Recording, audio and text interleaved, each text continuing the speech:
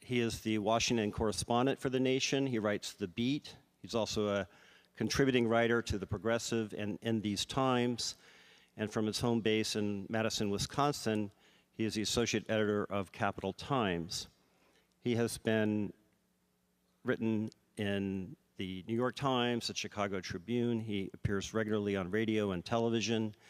He's been in many documentaries, including The Hot Wire with Barbara Koppel, which will be filmed tonight at the Loft Theater.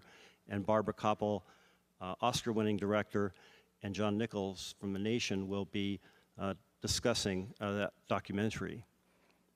John Nichols has written extensively on media, politics, and money, sometimes separately, but usually those go together, including his most recent book, Dollarocracy: How Money and the Media Electoral Complex Are Destroying America. And please join me in welcoming John Nichols.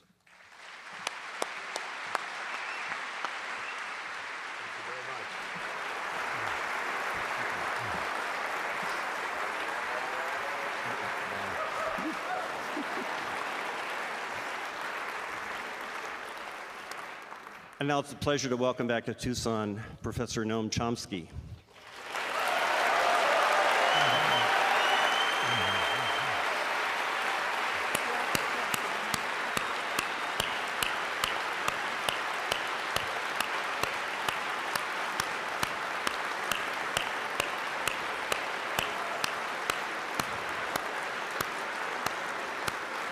Professor Chomsky, Professor Emeritus at MIT, the founding father of linguistics, and a person that if you are in any way involved in the behavioral sciences, you know who he is. He has influenced mathematics, computer science, the other languages, psychology, cognitive science, the author of over 100 books, countless articles, and America's foremost public intellectual, a man who spreads political dissent left and right, a self-described libertarian socialist and anarchist, a critic of U.S. foreign policy, and someone who stands for justice, Professor Noam Chomsky.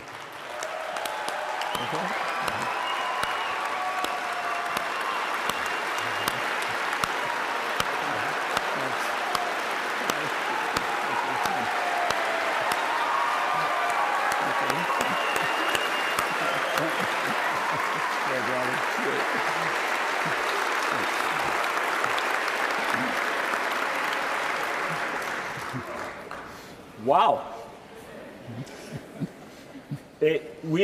You have a slight advantage in that, well, maybe a disadvantage. You can see us. We can't see you as quite as well. But I can tell that you're all beautiful.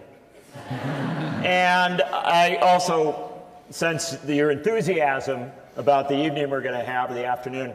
When The Nation magazine was thinking about the events that we were going to do to mark our 150th anniversary, we knew we wanted to do something with somebody who'd been around for at least half the magazine's life. And we also knew we were hoping it would have been right for that whole period of time. And so we were stuck with Noam Chomsky. And we also knew we didn't want to do the event in New York or Washington, because the genius of Noam Chomsky is that for decades, he has traveled to every corner of the United States and to every corner of the world to be where activists and people are standing up for economic and social justice and peace. And so we decided that if there was any place that needed some Chomsky, it was probably Arizona.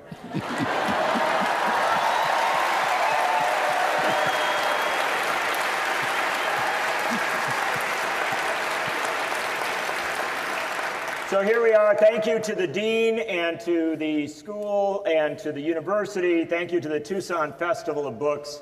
And thank you to Noam Chomsky, who was in South America until yesterday, just flew in from Buenos Aires. And it's a remarkable credit to this man that when he could maybe relax a little, he seems to be running faster and harder than ever. And I noticed when you walked out, Noam, I flashed on something that I think many people in the room will know about, but not everybody. Almost 50 years ago, you debated William F. Buckley on public television, on national TV, nationwide, about issues of war and peace and, the state, propaganda, so many issues. And just like this, sitting like this, debating on national television. And it struck me, I haven't seen you a lot on national television since. But it's perhaps a good way to begin, because the fact of the matter is, you are, and I don't think it's news, you are America's, the world's, I would argue, leading public intellectual, and yet you are rarely seen on television, our main vehicle of communications in the United States. Why is that? Actually, every once in a while I'm on Fox News. I know, yeah. But one of my great honors that I'm most proud of is that National Public Radio has a prime time program, All Things Considered, their big program in the afternoon. The co-host actually is on record as saying, I'm one of the people he will never permit on that program. Really? Yeah. Well, no small accomplishment. Yeah. But I'll still go deeper, because the fact of the matter is, as somebody who's been involved for a long time in media reform efforts and efforts to kind of tackle the many challenges of American media, we have an incredibly narrow discourse in our major media in this country. And it is a discourse that does, in fact, move all sorts of folks out to the margins and does not cover movements. Does it? Doesn't cover movements, doesn't cover what's really happening a lot on the ground. And I think, in many senses, that disempowers folks, because they're never told about what all is happening or the ideas that are in play. There's actually the most interesting media, in my opinion, are what are called the liberal media. They, in fact, most of my own writing and discussion analysis is about them. They kind of set the limits. They say you can go this far and not a millimeter farther.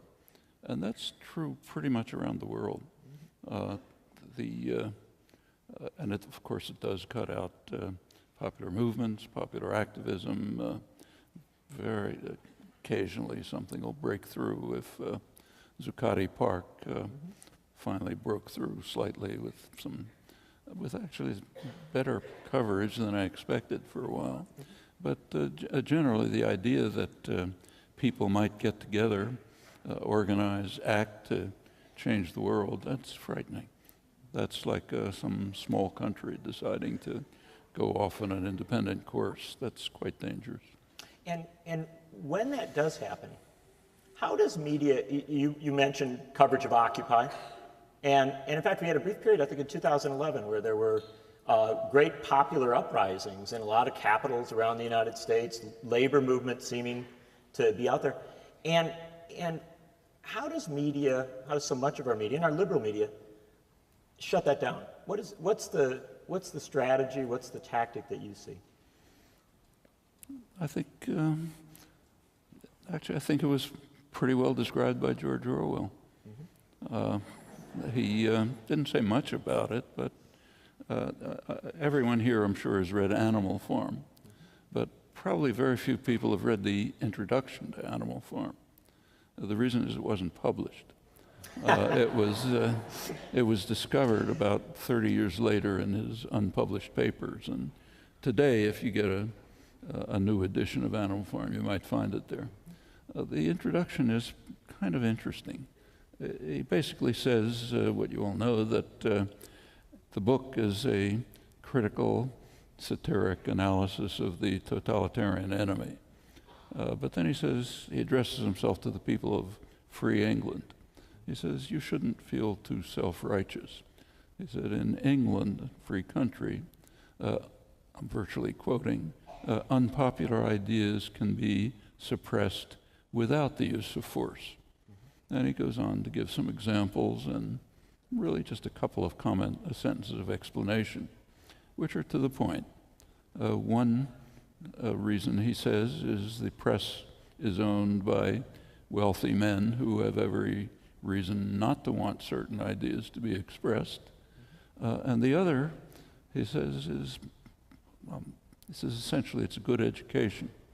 If you have a good education, you've gone to the best schools, you have internalized the understanding that there are certain things it just wouldn't do to say. And I think we can add to that, it wouldn't do to think. And that's a powerful mechanism. So there are things you just don't think and you don't say. That's the result of effective education, effective indoctrination. Many people don't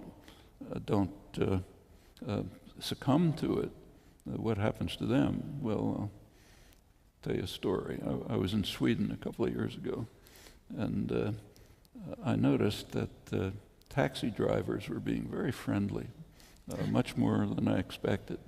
And finally I asked one of them, why is everyone being so nice? He pulled out a T-shirt he said every taxi driver has, and the T-shirt had a picture of me and a quote in Swedish of something I had said once when I was asked, what happens to people of independent mind? And I said, they become taxi drivers.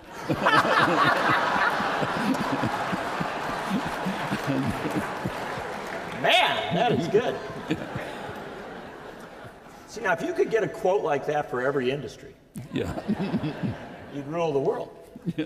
Well, this gets to a deeper question, though, because it's clear in the United States today, and you see it, you travel an incredible amount around this country, and you see the movements that are there. Immigrant rights, Black Lives Matter, get rid of Citizens United, get money out of politics, labor struggles, all sorts of things that are there. So many movements, and yet not enough coalescence, not something coming together there. And I wonder if the lack of that cohesive center, that place where people can get their information in some sort of steady way, if that has a role in creating a situation where we're compartmentalized, we're, I think, often neglected and disrespected, and it has an actual political impact.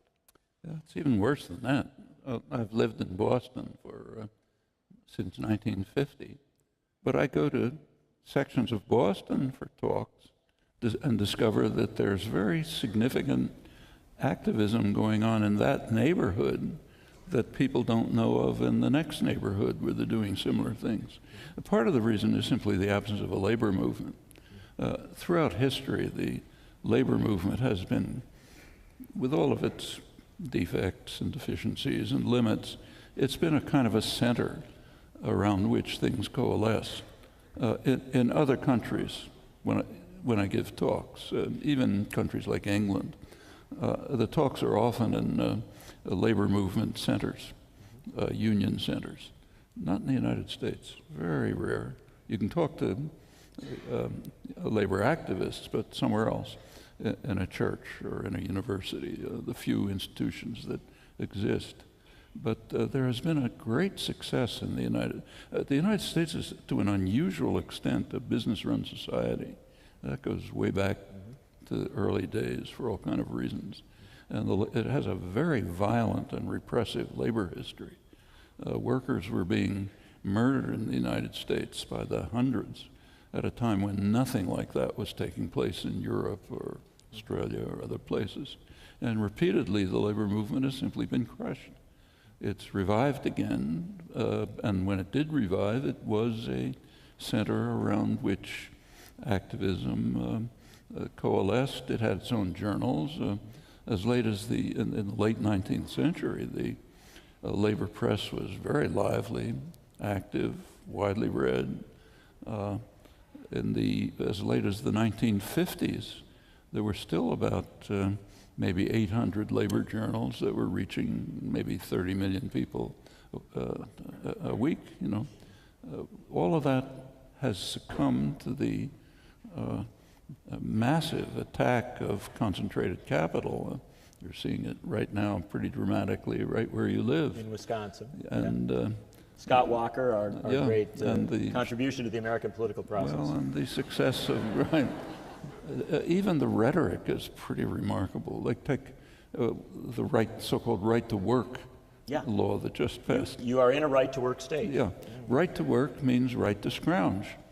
Has nothing to do with right to work. It means the right to be represented by a union to defend you and not to pay for it.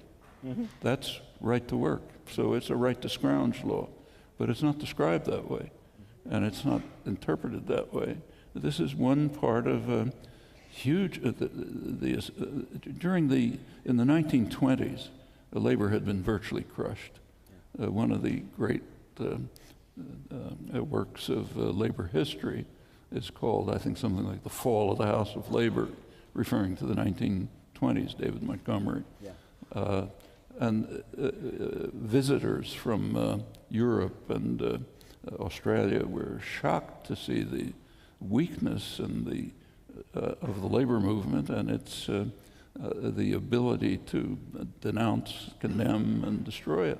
Well, in the 1930s, it arose again. CIO organizing, a lot of labor activism. During the Second World War, the Depression and the Second World War, there was a real wave of radical democracy that spread all over much of the world, including the United States.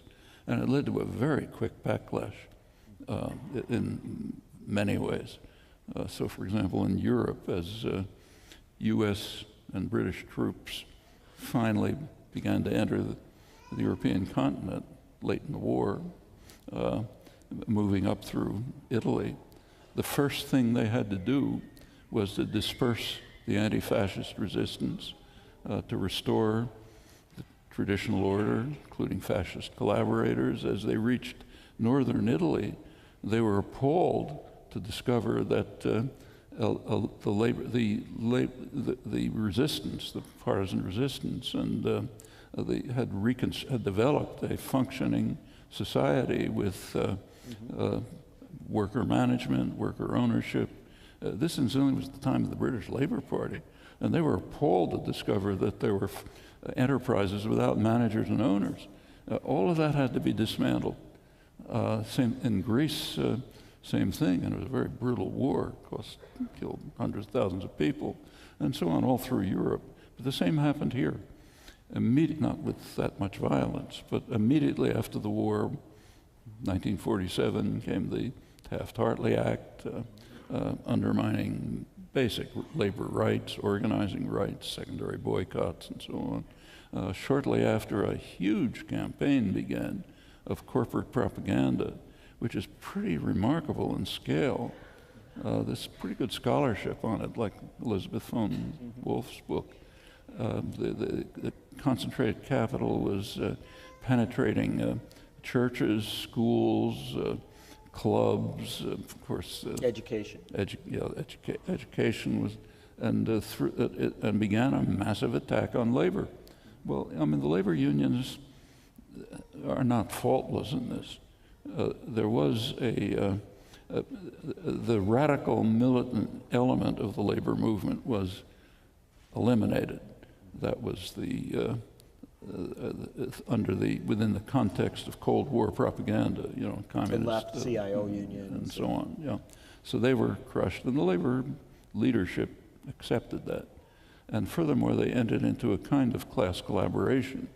It's kind of interesting to compare the same union in the United States and Canada, like say UAW in the United States and Canada, same union, acted quite differently. One reason why Canada has national health care and the United States doesn't is that in Canada, the labor movements militantly advocated for national health care. In the United States, the same unions militantly advocated for good health care for themselves. So the auto workers did have decent health care with a compact with management. Now, a compact with management is a devil's choice because management can decide at any time it's over. And as you recall, it was pretty striking in, must have been 1979 or so, Doug Fraser, head of UAW, pulled out of a labor management cooperative enterprise, saying that he's discovered that capital is fighting a one-sided class war against the labor movement. Big discovery. It took a while. Yeah, it took a while, but by that time it was pretty late. But that war has really stepped up in the last few years, especially in the last few years, where we've seen, right to work at one time, was Arizona got to be right to work, and a lot of southern states, but it didn't move north. Now we have Michigan becoming a right to work state, Indiana, great steel center, becoming a right to work state, Wisconsin, the center of American progressivism, becoming a right to work state, public sector unions being busted down, losing collective bargaining rights. I mean, this is a very aggressive, concentrated initiative that's happening right now.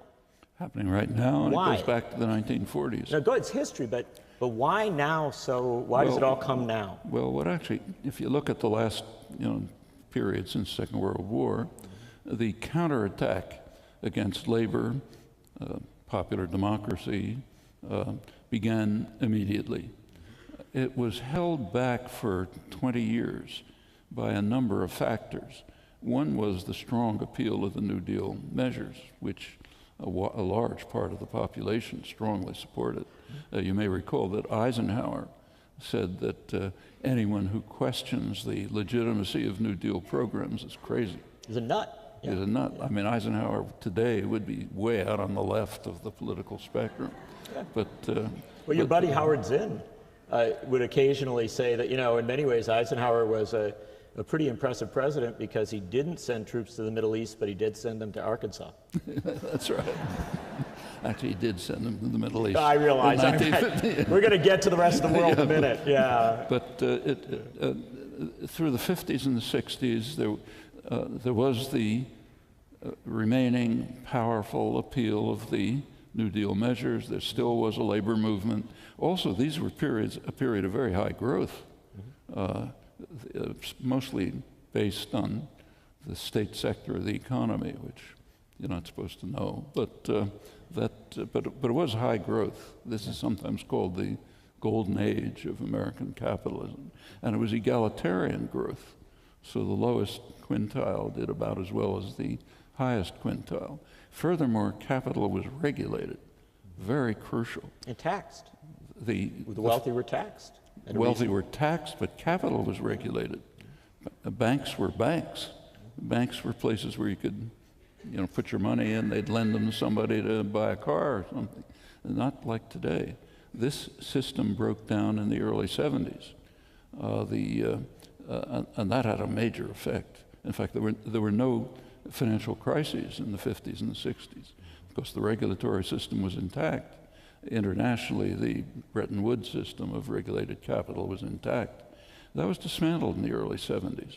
You begin to get what has become the global neoliberal assault on the global population everywhere, taking one or another form. In the United States, it's the form that it's taken is an increasing attack on the general population, including the labor movement. So, for example, for most of the population in the past, since, say, mid-70s, escalating under Reagan, continuing under Clinton and on, for most of the population, real wages have stagnated or declined. For male workers today, real wages are about what they were in 1968. There's been growth, but it's going to very few pockets, narrower and narrower. And this has had a striking and dramatic effect even on things like popular opinion. So take the last couple of years, Obama's kind of major initiative was the Affordable Care Act. And it's interesting to look at public attitudes towards it and to look back at the past. This is a very heavily polled country. We know a lot about people's attitudes. Ever since the 1940s, there's been strong support for national health care. Polls depend a little bit on how the questions asked, but it's often a large majority, very substantial. As late as the late 1980s, about a majority of the population thought that there ought to be a constitutional guarantee for health care. And actually about 40% of the population thought it was in the Constitution. That's not that long ago. Well, when take Obama, when Obama's initiative began, almost 2/3 of the population supported a public option, meaning of the various options you could choose, one would be essentially Medicare, public national health care. That wasn't even mentioned. It wasn't even proposed. They jettisoned it right away, along with single payer, which was what we should have done. Yeah. The other, one of the strange, maybe unique features of the U.S. healthcare system is that the government is not permitted by law to negotiate drug prices. The VA is, so drug prices are lower there. The Pentagon can negotiate prices for paper clips, let's say, but the government cannot negotiate, say, for Medicare and Medicaid drug prices. So of course they're out of sight. Obama never even tried to touch this, even though 85% of the population are opposed to it. Now, and if you look at the following years, the propaganda has so changed people's expressed attitudes, whatever their actual attitudes are, that even the mild reforms of the Affordable Care Act, which are some kind of a step forward, they don't really deal with the problem, even those are opposed. And you think that in not that many years ago, like 1990, 40% of the population thought there was a constitutional guarantee for public health care. This is a tremendous triumph of propaganda. And we've created a system now where it is so easy to flood so much money into the communication process. Citizens United, McCutcheon, all these decisions of the courts, which whatever minimal barriers are now down, that you hear the Koch brothers planning to spend close to $1 billion in the next election, then you find out they spend hundreds of millions to do just these things, to take apart.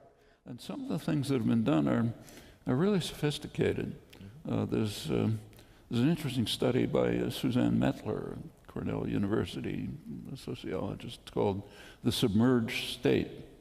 And what she shows pretty convincingly is that there's been a change from visible government programs of reform and subsidy and support, where you see that the government is doing something for you, to indirect means, where you don't see that the government is doing it. What you see is some private entity doing it, which is being subsidized by the government. And the end result is that people think the government is harming them. It's not helping them.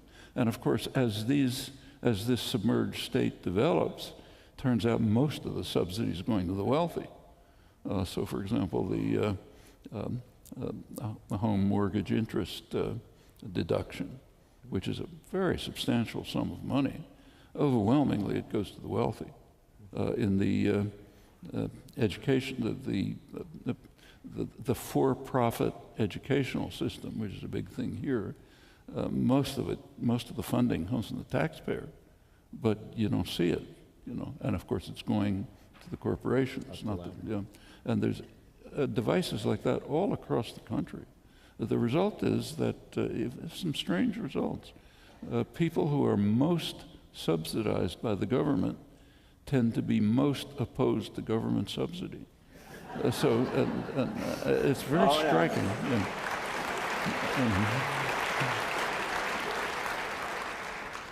Do they not know they are subsidized, or are they just cynical? You don't know. They do not know. I mean, who would know that a tax deduction for employer health insurance is a huge subsidy to the corporations, or that the home mortgage deduction is a subsidy to the wealthy. I mean, you can figure it out if you think about it, but it's not obvious on the surface. And that goes case by case. So in this terrific new book from Haymarket Books, Noam Chomsky, Masters of Mankind, which Glenn Greenwald says, on the cover, Glenn Greenwald says, there is no living political writer who has more radically changed how more people think in more parts of the world about political issues than Noam Chomsky, which is kind of nice. But I'm not trying to... You have to realize that he's a friend, and you he always is a friend, I realize. And I say nice things about him. You say it back and forth, it's wonderful.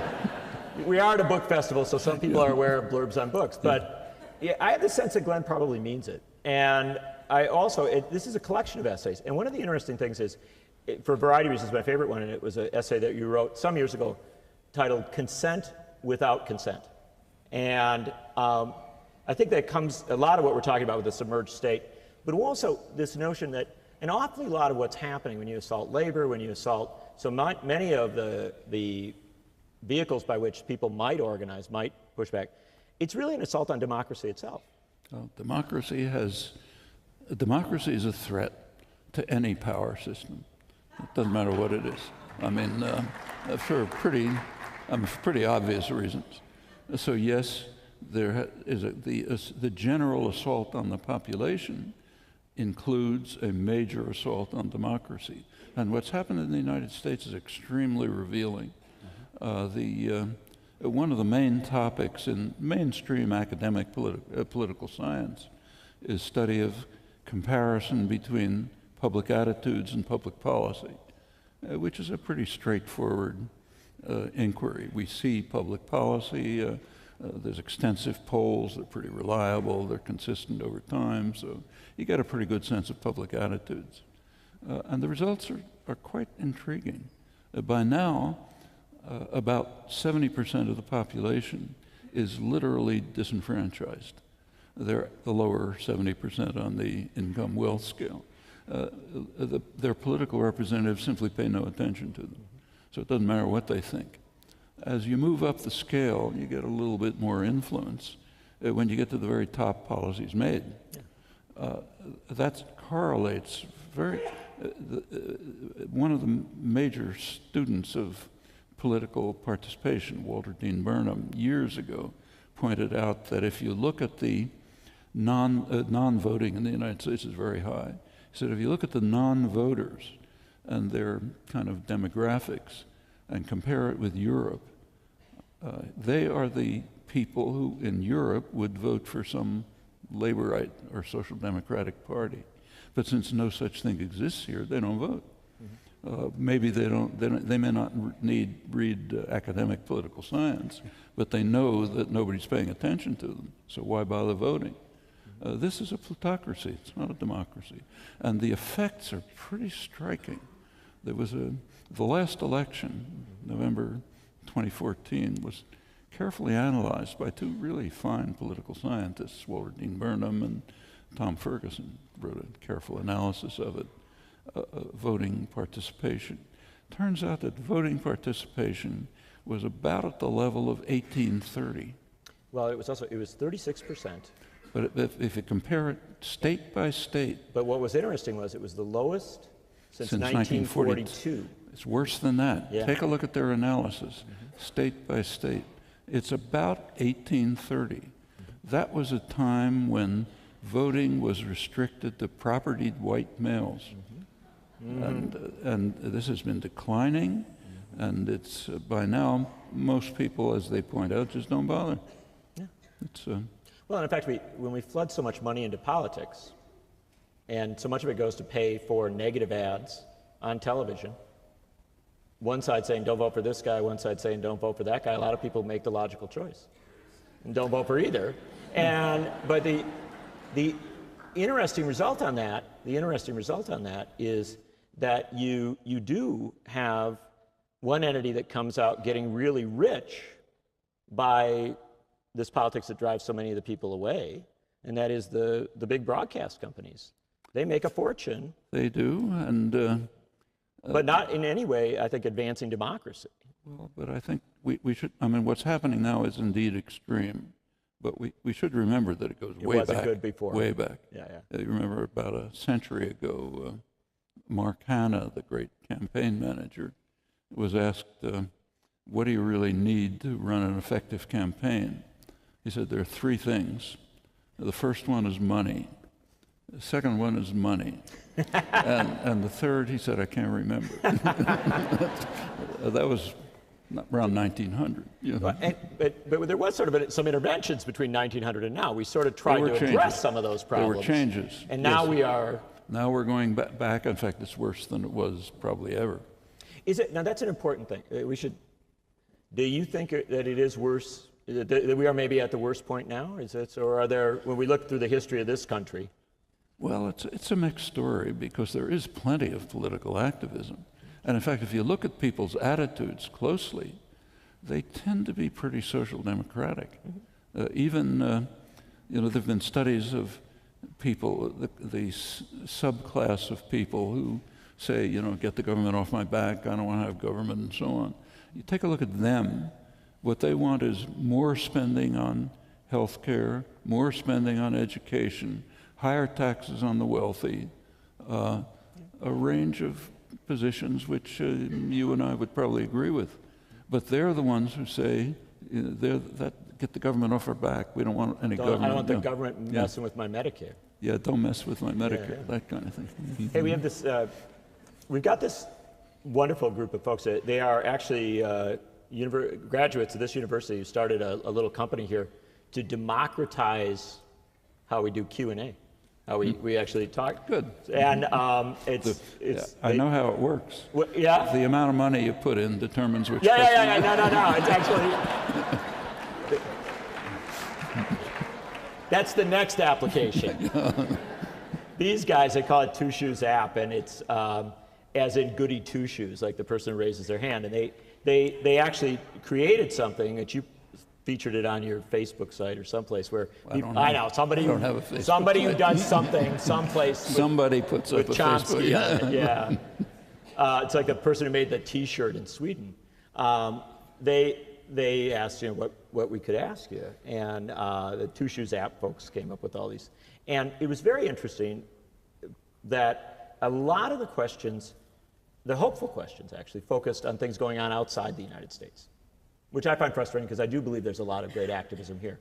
But there were questions especially about Greece and Spain, and particularly about the rise of Syriza and the rise of Podemos, both political parties that did not exist, or political groupings that did not exist, but in Greece have now risen to being the governing party, and potentially in Spain could do so. You've been watching these closely. Very closely. And I'm very interested, first off, your general impressions, and many people ask questions about this, but also your sense of why they are coming together and functioning politically and something happening that we are still waiting for in the U.S.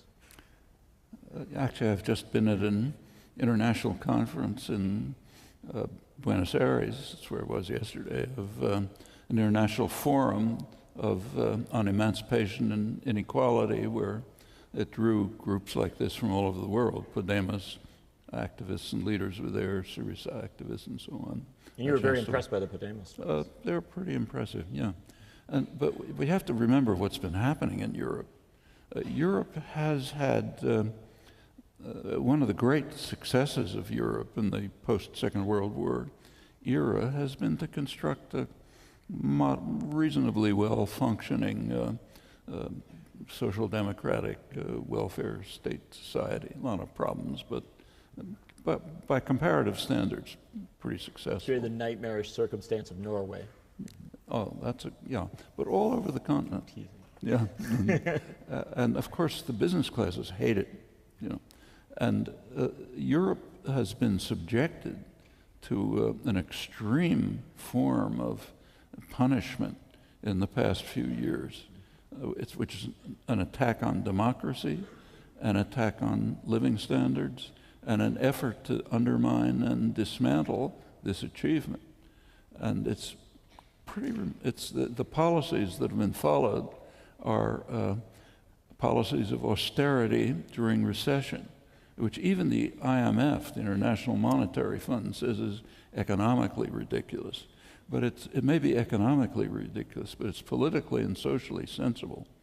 It's from the point of view of class war.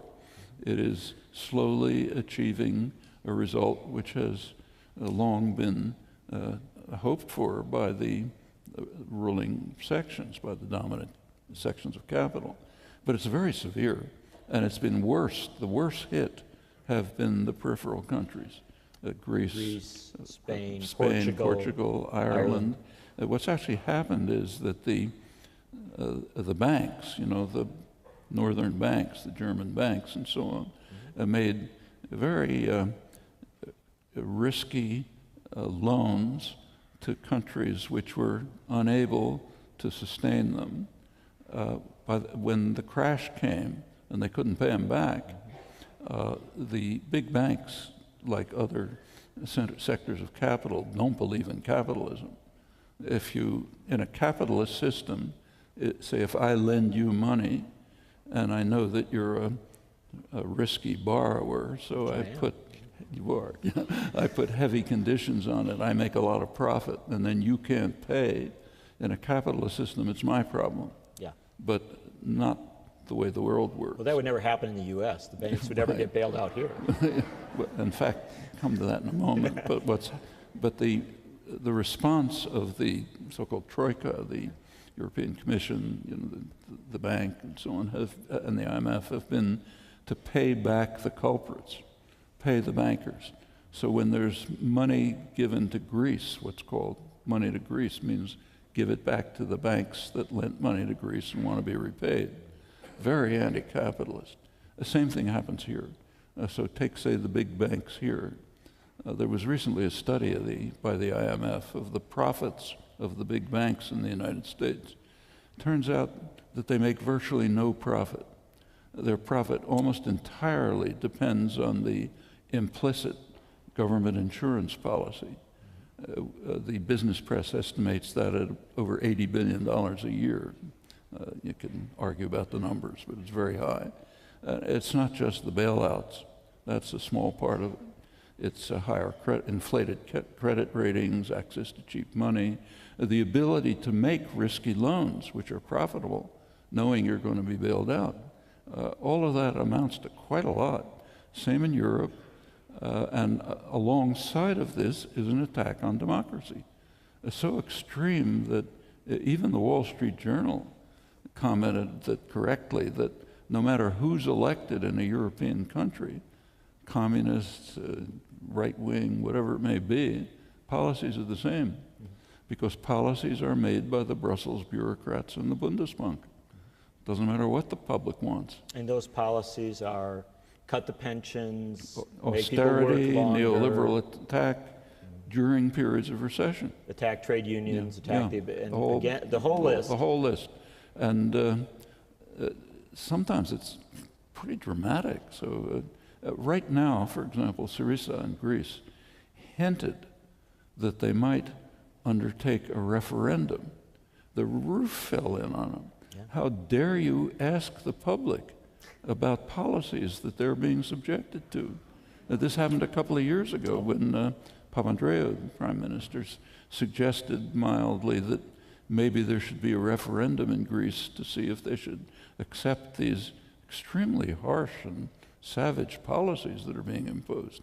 Again, across the spectrum, he was bitterly denounced. He had to back off. This idea that the public should be asked about what the policies that are being imposed on them is considered outrageous.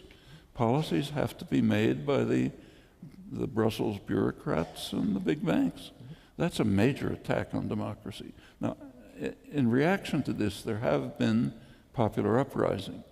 Podemos, the party in Spain, is just a couple of years old, but the Indignados, the activism of young people was quite extensive. In many ways, something, not exactly because it's a different country, but in many ways something we might see as parallel to what we saw with Occupy. Occupy, very much so. It went on. Occupy became a political party. It went on in Spain to everyone's surprise. Nobody could have predicted this 3 or 4 years ago. But out of it came a political organization, which is now running ahead in the polls, could take over. Syriza in Greece it's pretty similar. In fact, they did take political power. But you couldn't have predicted it a couple of years ago. And there's a very kind of challenging and, in a way, frightening situation. If Podemos, Syriza, and similar organizations fail, the likely outcome is popular movements of the far right. Yes. That's happened before, late 20s, early 30s. We're seeing something similar. If the organized left doesn't succeed in taking control, we may very well get the organized right with horrible consequences, which we've seen before.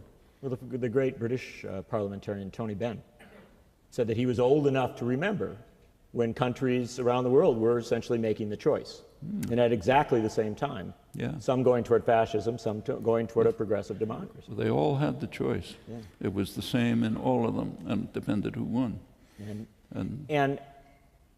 obviously in Greece, that's a reality because there is a far right that is very fascist. Yeah, that has certainly Spain too, France, England, UKIP, for example. And yet, so many of our political leaders in America seem to be, at the very least, disinterested, or at least publicly. They're paying plenty of attention. I know they are, yeah. But they're not. We hear very little discourse about this among our political figures. Because it's dangerous to talk about it.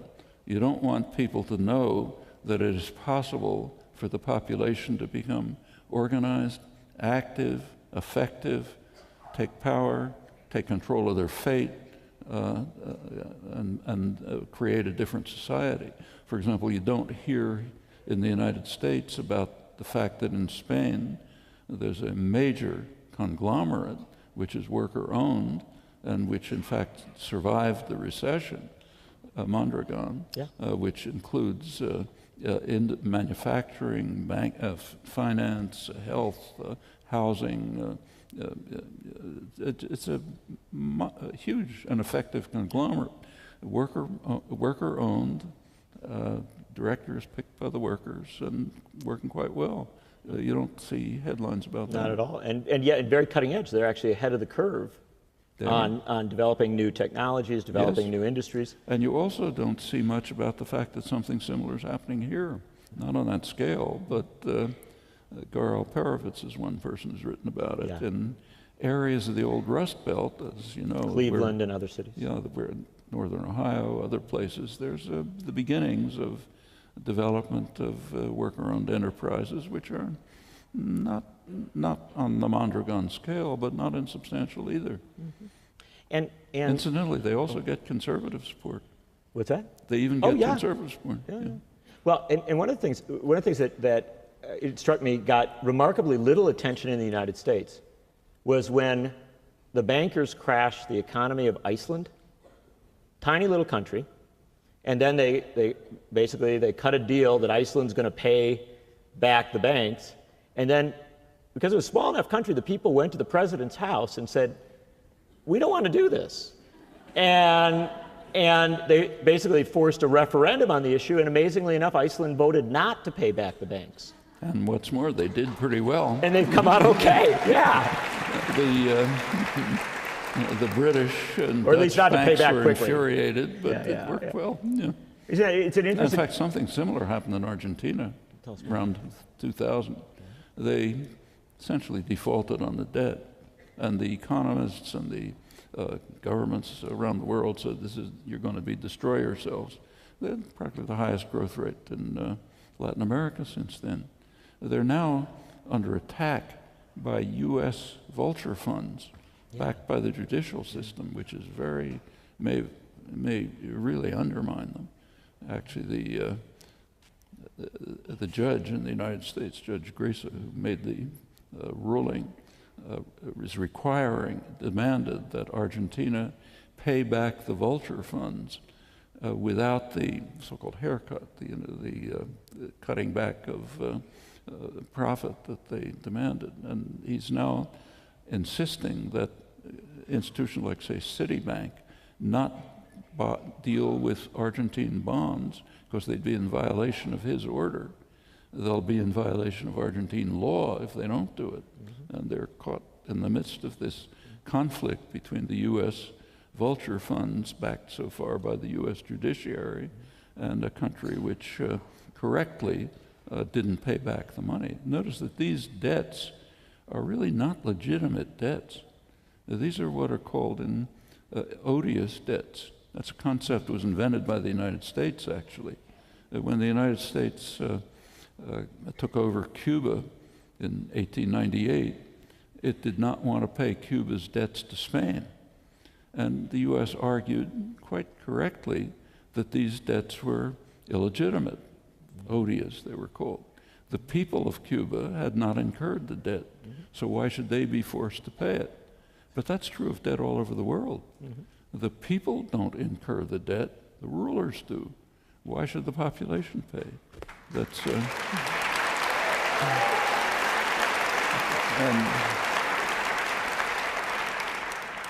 and we look at the questions people have submitted. We have quite a few questions in this range, or in this area, and there is, again and again, people come back to this question of how do we get folks focused on that.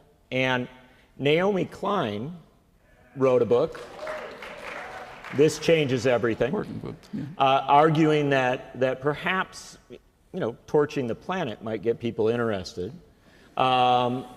Other folks have suggested, we have a number of questions on this, other folks have suggested that the decline of work, the fact that we are replacing people with robots and apps, and it's harder and harder to find meaningful work, or at least work of a decent pay, that there may be issues that bring us together. What's your sense on this? Is there something that be it climate change, be it some sort of economic shift, that could in the United States spark a mobilization, a change? Yeah. Well, prediction in human affairs is a very low probability affair. Yeah, I realize.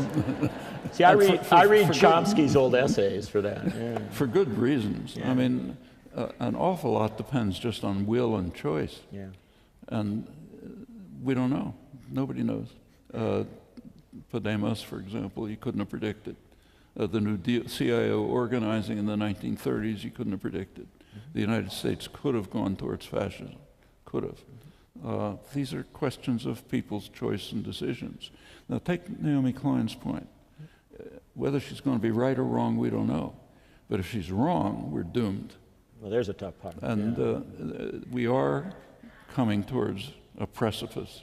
Unless you've been living under a rock, you know that the threat of environmental catastrophe is quite real, and not in the very distant future. Maybe the next generation could be extremely serious. We also can see that the race towards disaster is being carried out with almost euphoric intensity. Take a look at this morning's Wall Street Journal lead article. Top article is about how the energy corporations in the U.S. are there's an oil glut at the moment, and they're preparing right now that if this declines, they'll immediately put into motion enterprises they've already established, which will greatly increase the flow of oil. In other words, drive us farther toward the precipice. We're racing towards this. And what Naomi Klein is pointing out is we'd better organize to stop it, or else the prospects for decent existence are going to disappear. Now, will it work or won't it? Well, that's a matter of will and choice. These folks got to decide. And take the question of work. Yeah. It's an interesting question. Look around the country. This country is falling apart. When you come back, even when you come back from Argentina to the United States, it looks like a third world country. When you come back from Europe, even more so. The infrastructure's collapsing, nothing works, the transportation system doesn't work, the health system is a total scandal, twice the per capita cost of other countries and not very good outcomes. Point by point, the schools are declining, they don't have enough teachers. There's a huge amount of work to be done. There are plenty of idle hands who want to do it. There's ample resources, but the system is so corrupt that it cannot put together massive resources, idle hands, and needed work. That can be overcome.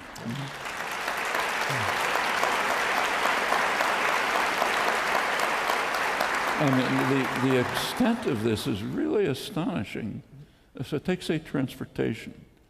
Now you can take a high-speed train from Beijing to Kazakhstan. You can't take one from Boston to New York. That's the most heavily traveled corridor, I suppose, in the world is Boston to Washington. Yeah. It's about the way it was 60 years ago. The first time I took a train from New York, Philadelphia to Boston, 1950, I think if I take the Acela, the fast train today, I think it's maybe 15 minutes faster. As it goes along the Connecticut Turnpike, it's not keeping up with the cars. Literally. I mean, a couple of years ago, I was giving talks in Europe. I ended up in southern France, and I had to take a train from Avignon, southern France, to the de Gaulle Airport in Paris. There happens to be a direct train, not surprisingly. It's about the distance from Washington to Boston. It took 2 hours. Boston to Washington is like 7 hours. And this is just symptomatic of what's happening to the country. I'm sure an election between Hillary Clinton and Jeb Bush would sort this all out, though. Oh, right. Well, they have private jets. Doesn't matter. They have private jets. It doesn't matter.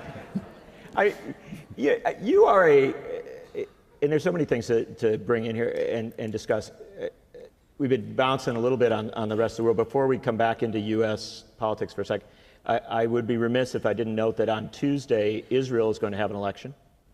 And the Prime Minister of Israel recently visited the United States to give our Congress some advice. Which, intriguingly enough, if you read the polls, may not have helped him in Israel. In fact, but give us a sense of as we look at the Netanyahu visit, and then also the play out with our 47 Republican senators who have just decided to become diplomats. Actually, there was an interesting article on the Netanyahu speech to Congress by Uri Avneri. He's one of the great smartest, thinkers in Israel. Really fine Israeli intellectuals and activists. He's a little older than me, and he started, believe it or not, he's still he started the article by saying that when he was watching Netanyahu in Congress, it reminded him of something, and he had to think what it was reminding of. Finally, it dawned on him. It was Hitler's speeches to the Reichstag. He said all that was missing was Heil, you know. And it was quite a performance. It was a really demeaning performance. And it's a combination of a number of factors. One factor is, just as you mentioned before, money. A ton of money goes into funding congressmen who will support the latest AIPAC line. Another part is evangelical Christians.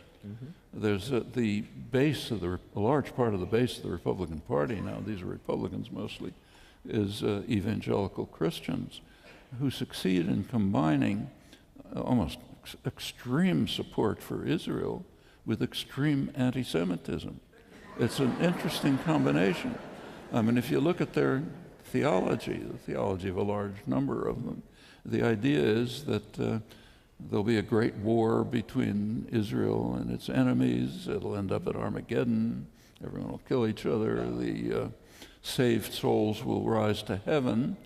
The rest go to eternal damnation, which includes virtually all the Jews.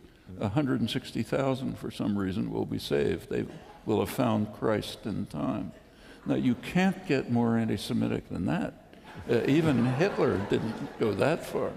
But this is combined with what's called support for Israel to such an extreme extent that the Israeli government has to try to control it. They have to try to prevent people from blowing up the Temple Mount, you know, to create the war which will lead to Armageddon. And this is pretty broad in the United States. Actually, something like that even included President Bush, second President Bush. As perhaps you know, when Bush was trying to gain international support for the invasion of Iraq, he met the French president, Chirac, and well, I'll tell you how I learned about this and then tell you what the story is.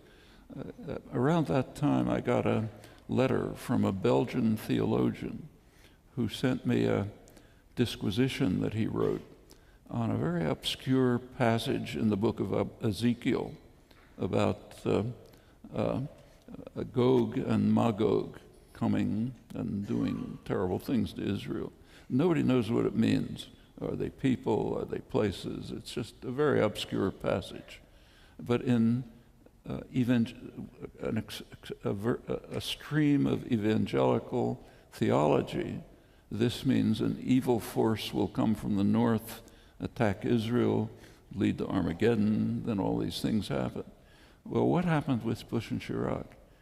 Bush apparently started, this is January 2003, right before the war, he went off and started talking to Chirac about Gog and Magog. Chirac didn't know what the heck he was talking about. Sure. So he asked the Élysée, the French Foreign Office, what's this guy raving about? They didn't know. So they contacted this Belgian theologian who explained to them what it's about. I learned about this at the time, but I didn't believe a word of it, so I never wrote about it. But I did mention it to an Australian academic, a researcher, Clive Hamilton, and he looked into it, and it's true. It shows up in the French biographies of Chirac. Well, this tells us that, you know, speaking of the dangers we face, our fate is sometimes in the hands of people who are, by any rational standards, hard to believe. And it's not the only case. Actually, Reagan talked about Russia as Gog and Magog. Well, we seem to be having a little trouble in our relations with Russia right now. Serious trouble. Yeah. And it's a complex story. It goes back to 1990, when the Soviet Union collapsed. There was an agreement made between Mikhail Gorbachev, Russian leader, and George Bush the first. He George Bush the Greater versus George Bush the Lesser. The statesman-like Bush the first. Yeah. Gorbachev agreed to allow Germany to be reunited and to join NATO, hostile military alliance. It's quite a concession if you look at the history of the preceding history of the century. Germany alone had practically destroyed Russia several times, and he was agreeing to allow a united Germany to join a hostile military alliance. There was a quid pro quo. The phrase that was used was that NATO would not expand 1 inch to the east, which meant East Germany. That was the agreement. And NATO immediately expanded to East Germany. Gorbachev complained, naturally, and he was informed that this was only a verbal agreement. It wasn't on paper. The unstated implication, I'll add it, not them, is if you're naive enough to make a gentleman's agreement with us, it's your problem. Not ours. Not ours. Clinton came along, expanded NATO further, right to the borders of Russia. The current issue over Ukraine is in a region of enormous geostrategic significance to Russia. It's right at the heart of Russian concerns. Any Russian leader would not accept Ukraine joining NATO. Even joining the European Union is problematic for them. It's kind of like Mexico joining the Warsaw Pact in the 1970s or 1980s. You know, we'd have a nuclear war to block that. And in fact, the new Ukrainian government, the one that came in after the coup, the parliament voted overwhelmingly, something like 300 to 10 or something, to take steps toward joining NATO. That's a serious threat to Russia. I mean, whatever you think about Russian actions, however horrible you believe them. This is a real strategic threat. Now there's a solution, and everyone knows what it is. Declare Ukrainian neutrality. Ukraine should be neutral, not part of any military alliance.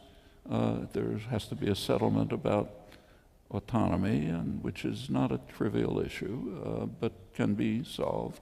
That could prevent what could be escalation up to the level of nuclear war. It's very serious. It doesn't take much to set off a war. Small things can set off a war. We know that. Look back 1 century and you see an example, but there are plenty of them since. This is really playing with fire. And it makes no sense to press a nuclear-armed state to the limit where it might react violently. That's saying, let's commit suicide. It literally is. I mean, it's been known for a long time that there is absolutely no escape from nuclear war. None. You cannot have a limited nuclear war among major powers. Back in 1962, at the time of the missile crisis, which came very close, there were war games run in Washington. They all showed that any limited war is going to explode to a total war.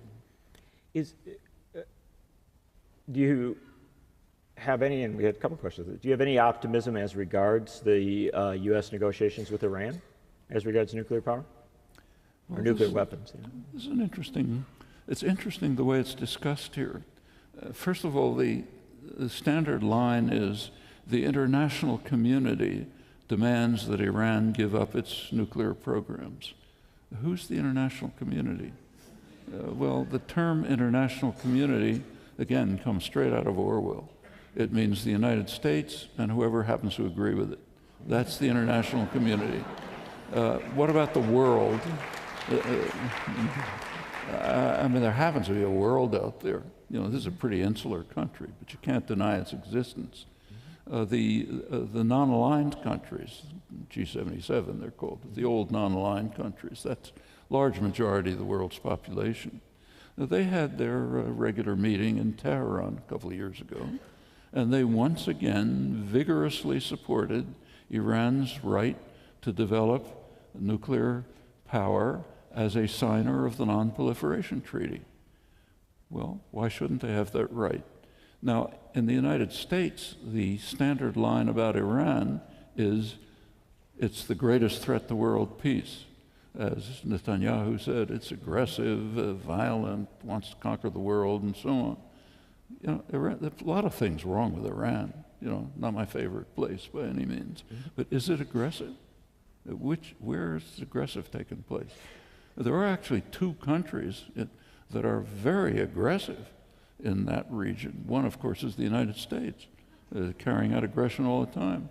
The other is Israel, which has invaded Lebanon 5 times, is occupied, what is the actual concern about, and of course Israel has a huge nuclear weapons capacity, probably hundreds of nuclear weapons. What is the actual concern about Iranian nuclear weapons? The standard talk is, well, if Iran has nuclear weapons, it's going to destroy Israel, it's going to attack the United States, it's going to conquer the world. I mean, anyone with a gray cell functioning, including every intelligence agency, knows that if Iran had nuclear weapons and even tried to load a missile, the country would be vaporized, period. And whatever you think about the ruling clerics, they've given no indication of being suicidal, of wanting to lose everything they have. Actually, U.S. intelligence has explained publicly the threat of Iranian nuclear weapons. Publicly. There are regular reports to Congress on the global security situation. It's all public. What they've pointed out is that Iran's strategic doctrine is defensive for understandable reasons if you look at the surround. They have low military expenditures, even by standards of the region, and their strategic doctrine is to try to prevent an attack long enough for diplomacy to begin to operate. They add that if Iran is attempting to develop nuclear weapons, which no one knows, it would be part of their deterrent strategy. Now, the United States and Israel cannot tolerate a deterrent. If there's a deterrent, you cannot use force and violence freely. I think that's the heart of the matter. Is there a solution to this? Yeah, several possible solutions. So, for example, a couple of years ago, 2010, there was an agreement reached between Iran, Turkey, and Brazil, under which Iran would transfer its low-enriched uranium to Turkey, and in return, the Western powers would provide the radioactive isotopes for Iran's medical reactors and so on. That agreement, as soon as that agreement was reached, there was a bitter attack here by the government and the press against Brazil and Turkey for implementing this agreement. The foreign minister of Brazil was kind of upset about it, and he released a letter from President Obama to the president of Brazil proposing this, presumably because they assumed Iran would never accept and would be a propaganda weapon. Well, they accepted. What do? We bitterly denounced them for breaking ranks, accepting, and so on. And there were all kind of pretexts offered, but they didn't amount to much.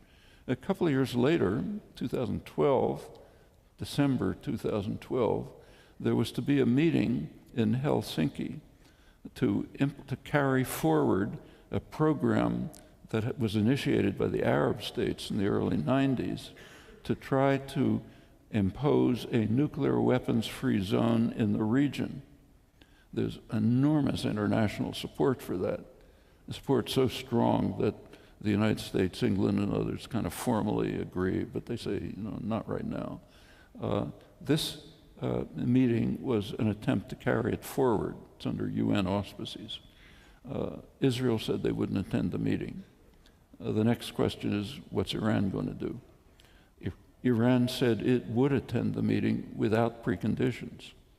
A couple of days later, Obama canceled the meetings. This was barely even mentioned in the US press. Try to find it. The meetings did go on, but only with non-governmental organizations. If the US is not going to take part, nothing is going to happen. Well, this might or might not work, but it might work. That's the point. Now, why is the US opposed to it? Because Israel would have to give up its nuclear weapons, and the US is not willing to agree to that. But these are possible answers to a manufactured crisis. Again, it's not that Iran is a nice place. A lot of things wrong there, although, incidentally, by the standards of our allies, it's pretty regressive. Compared with, say, Saudi Arabia, it looks like a free and open society. So this is by no means supportive of Iran's clerical quasi-dictatorship. But the fact of the matter is that there are potential solutions which are within reach but are not being discussed. And the reason, I think, goes back to what the U.S. intelligence reports. The U.S. and Israel are unwilling to accept the possibility, it's a remote possibility, but some possibility of a deterrent. The chances are, if you try to guess what Iran's probably trying to do, we of course don't know, but the chances are that they're probably trying to develop what's sometimes called nuclear capability. That is the capability to produce nuclear weapons if they decide to do it. There are many countries in the world that have that capability. And conceivably, not implausibly, they may be trying to do the same thing. It wouldn't be surprising if you look at the region. They're surrounded by nuclear weapon states. The United States, of course, Israel, Pakistan, India. They're in an environment of extreme threat. And the conflicts with Iran now are reaching a level which is almost surreal. Take a look at Iraq. The United States its main enemy in Iraq is supposed to be ISIS. Who's fighting ISIS? Iran. You know, Iran is backing the government of Iraq. It's providing the military support, the training, the arms, and so on to try to press ISIS out of its recent conquests. In fact, the Iraqi military, the Iraqi leadership is saying openly, thanking Iran and saying the U.S. isn't helping us. You know, well, if you really want to eliminate ISIS, you're going to cooperate with the people who are doing it. Iran is the one state that's doing it. There's also fighters on the ground who happen to be on the U.S. terrorist list, the PKK, the Kurdish-based. These Patrick Coburn, one of the fabulous, a very important new book. Correspondent. Yes. Yeah, what he's pointed out is that U.S. policy says comes straight out of Alice in Wonderland. We're refusing to cooperate with the people who are fighting our enemy, and in fact, we're attacking them. Well, you've spent the better part of 60 years now suggesting U.S. policy had a Alice in Wonderland component to it. And as we circle around here, and I think probably most people in the room would love it if we sat up here for another 3 or 4 hours, but you've just flown all the way from South America to be with us. So we're over our time limit, but I did want to ask you, you've been so consistent and very consistent for a very, very long time in your assessment of a whole host of domestic and international issues. And if I'm right about it, because I interviewed you some years ago about this, a lot of it roots back to your youth. And you used to hang out at your uncle's newsstand. Your political education came in New York City at a newsstand, where I'm sure the nation was prominently displayed. 72nd and Broadway. 72nd and Broadway. But tell us about where this started. Well, I was a kid. You're about 10, 11? 11, 12 years old. But one of the first things I learned at the newsstand is that there's a newspaper in New York, which you probably never heard of. It's called the News and Mirror. And the way I knew that is that when people came out, it was at a subway station. When people came out of the subway station racing out, they asked for the News and Mirror. And I handed them 2 tabloids. Later I discovered it's 2 newspapers, the News and the Mirror. but I also... This is the beginning of your study of linguistics. Beginning of my political education. The next part was to notice that as they took the News and Mirror, first thing they did is open to the racing forms. Mm-hmm. So I got some insight into society. Yeah. But the fact of the matter is that there were... my uncle was a very interesting person. He'd never gone past 4th grade, but very self-educated, very intelligent, very perceptive person, long story. But he attracted around the newsstand emigres who were, this was the late 30s, early 40s, who were coming from Europe, you know, so German psychiatrists, other people. There were interesting discussions going on, which as a child I listened to. Meanwhile, at the same time, I was hanging out in anarchist offices in Union Square, bookstores, and 4th Avenue. Yiddish newspapers. No long, yeah. Freie Arbeiterstimme was there, and there were again refugees coming. A lot of them Spanish refugees, Spanish anarchists, and I learned a lot from that. That's one part of my education. You've been pretty consistent on keeping a lot of those values alive in our discourse at a time where to suggest that you might be a libertarian socialist is not necessarily something that every major reporter understands. Libertarian socialism is just the traditional name for anarchism, yeah. Left-wing anarchism. The United States, the term libertarian in the United States has a different meaning than it had in traditionally, very different meaning. Yes. It's very anti-libertarian. So you're telling me Rand Paul is not really putting it all together? You take a look at American-style libertarianism. It's basically advocacy of private tyranny. Not that the people say it or even believe it, but if you think about the policies, that's what it ends up being. And the number one question that people asked, and it's genuinely democratic. They get to vote, and they vote a question up the ladder. And So far, there's no campaign advertising, so it's reasonably legit, I think. The number one question they asked you, they all know you. There was actually, somebody asked whether you had a favorite, having grown up in Philadelphia, whether you had a favorite Philly cheesesteak. But the number one question was, Noam, you've been at this political commentary for a very long time. Have you ever gotten anything wrong in your interpretation? And if so, have you ever publicly admitted as much? And a somewhat related question, what are the two most important subjects that you have changed your mind on, and what prompted you to do so? Pretty long question, but yeah. It's an interesting, because plenty of mistakes. Yeah. The usual mistake, which happens over and over, is getting involved in things too late.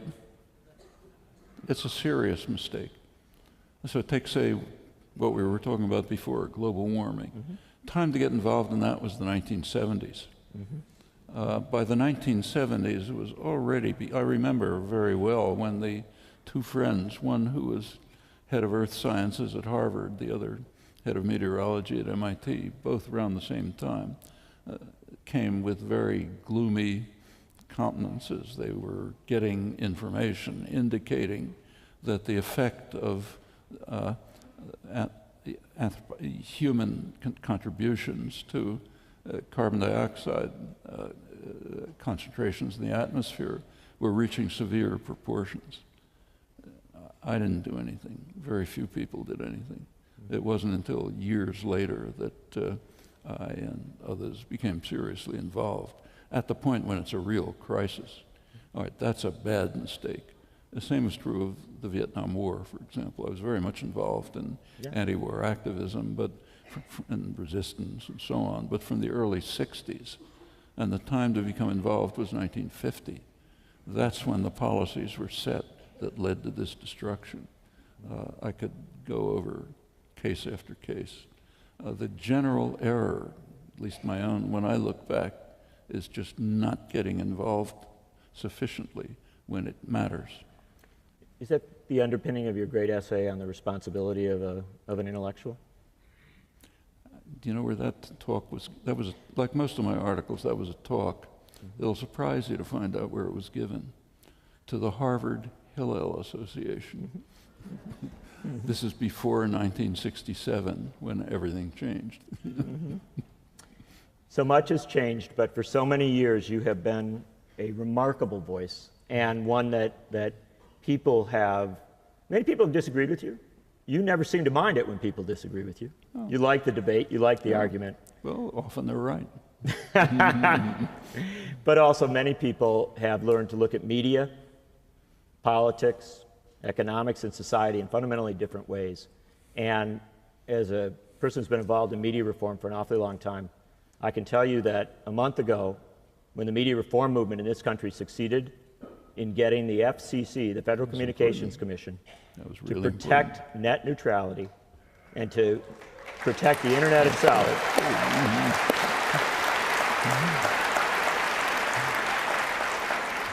I think an awfully lot of them, I believe almost every activist who came to every rally was carrying a copy of Manufacturing Consent. Ladies and gentlemen, Noam Chomsky. Thank you. Okay.